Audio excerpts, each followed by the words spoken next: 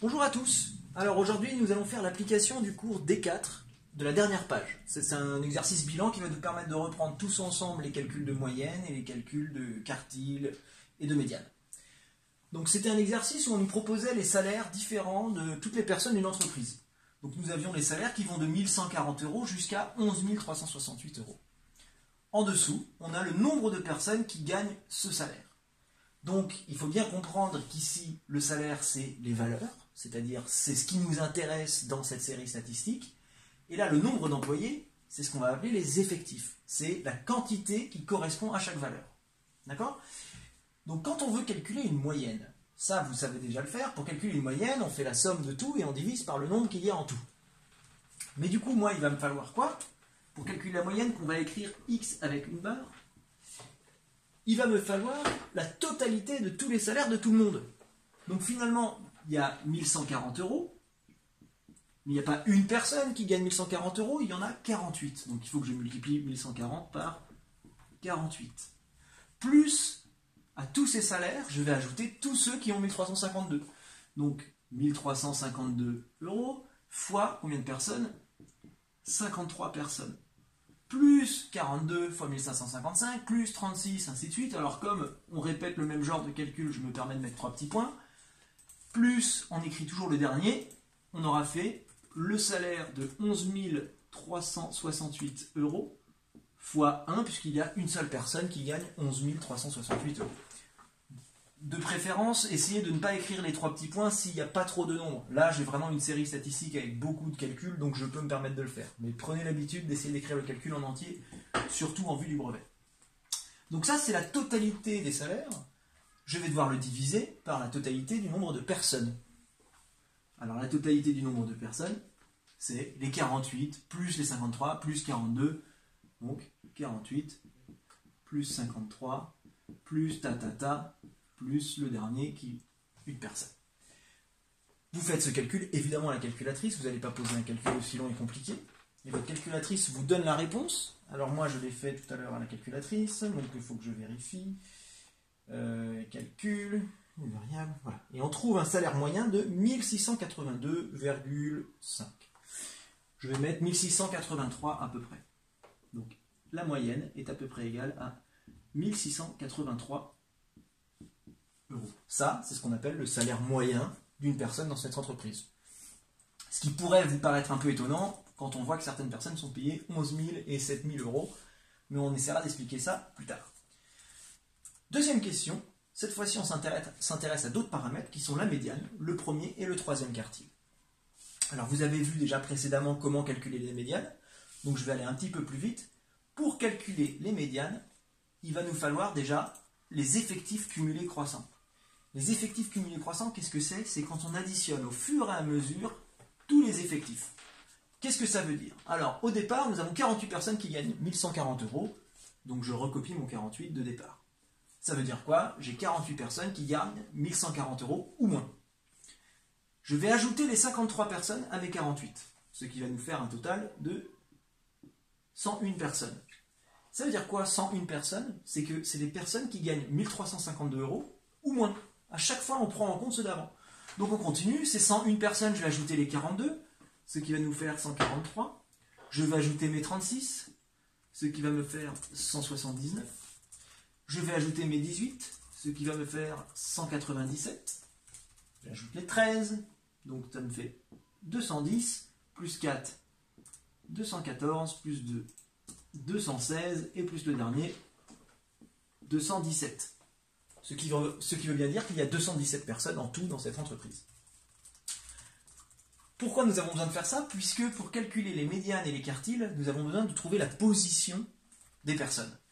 La médiane, ça représente finalement le milieu de cette série. C'est-à-dire la personne où il y a autant de gens avant lui qui sont payés moins et autant de gens après lui qui sont payés plus. Donc comment on trouve le milieu de 217 ? Il y a un moyen assez simple de trouver le milieu de 217. Soit vous le faites avec votre logique, soit vous utilisez cette petite formule qui est on prend le total, 217, on ajoute 1 et rien d'autre, et on divise par 2. Ça me fait 217 plus 1, 218, divisé par 2, 109. 109, attention, retenez bien, c'est pas la médiane, c'est l'endroit où elle se situe. Ça veut dire que la médiane se trouve à la 109e valeur. Alors, dans ce groupe-là, j'ai 48 valeurs. Dans ce groupe-là, j'en ai 101. Plus les 42 ici, donc la 109e, elle va être dans ce groupe-là, qui va de 101 jusqu'à 143. Donc la 109e valeur, ou la 109e personne, finalement, de cette série, elle gagne 1555 €. Donc le salaire médian, la médiane, qu'on écrit généralement ME, va être égal à 1555 €. On procède exactement de la même manière pour calculer le premier et le troisième quartile.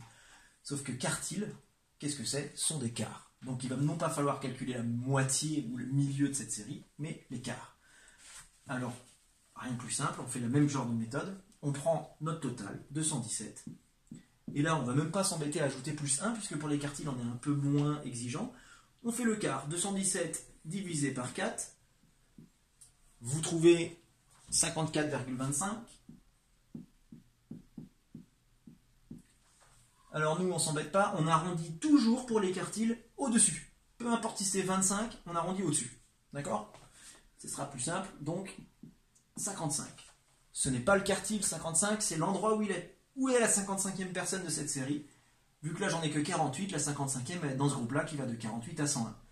La 55e personne, elle gagne 1352 €. Donc Q1 va être égal à 1352 €. Pour calculer Q3, qu'est-ce que j'ai besoin de faire? Je veux les 3 quarts. Et les 3 quarts, comme j'ai calculé un quart qui vaut 54,25, quand je veux calculer 3 quarts, je vais faire 54,25, c'est-à-dire mon quart, fois 3, pour trouver les 3 quarts, et on trouve 162,25, c'est-à-dire on arrondit au-dessus pour ne pas s'embêter, à 163. Et on cherche la 163e personne de cette série. 163e personne, elle va être dans ce groupe-là, qui est compris entre 143 et 179. Donc elle gagne 1700 €. Donc Q3 égale 1700 €. J'ai tous mes paramètres, ma moyenne, ma médiane, premier et troisième quartile. Deuxième question, enfin petit b de la deuxième question, interpréter Q3. Q3, il vaut 1700 €.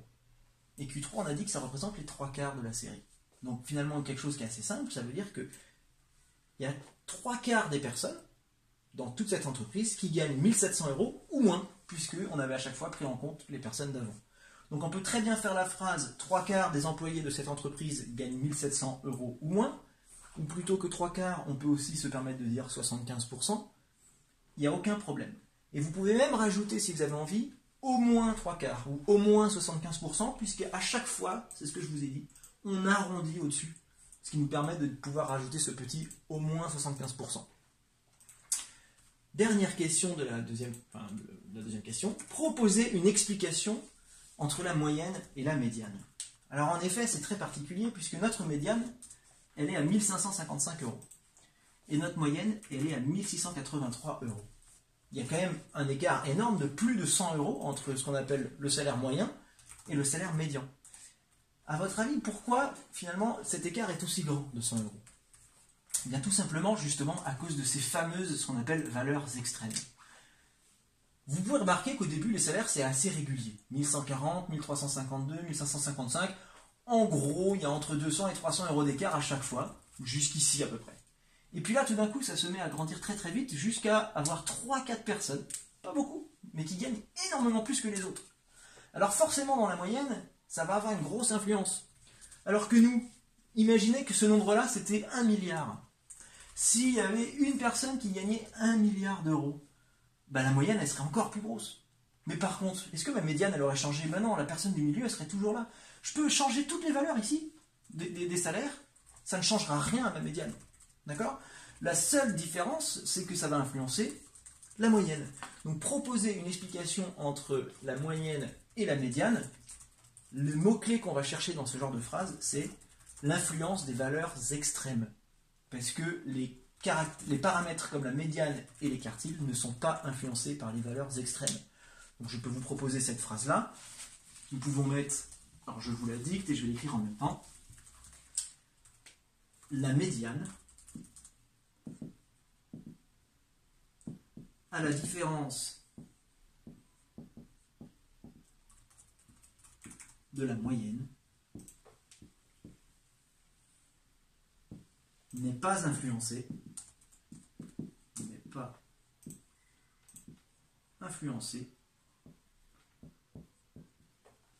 par les valeurs extrêmes. C'est une phrase possible. Après, si vous arrivez à expliquer avec vos mots à vous que vous avez bien compris cette influence des valeurs extrêmes, tout me va. Dernière question, je ne vais pas m'occuper de la correction, vous allez le faire tout seul puisque je pense que vous savez très bien faire ça. Construire le diagramme en bâton qui correspond à cette série. Vous avez déjà le graphique de dessiné, vous faites monter les barres en fonction de l'effectif. D'accord? Donc j'espère que ce chapitre-là, c'est assez bien compris. L'idée qu'il faut bien retenir, c'est être capable de calculer une moyenne, et quartile et médiane sans problème, et de bien comprendre ce que représente un quartile, une médiane, et ainsi de suite. Je vous remercie de m'avoir regardé, et puis si vous avez la moindre remarque, n'hésitez pas à m'en faire part.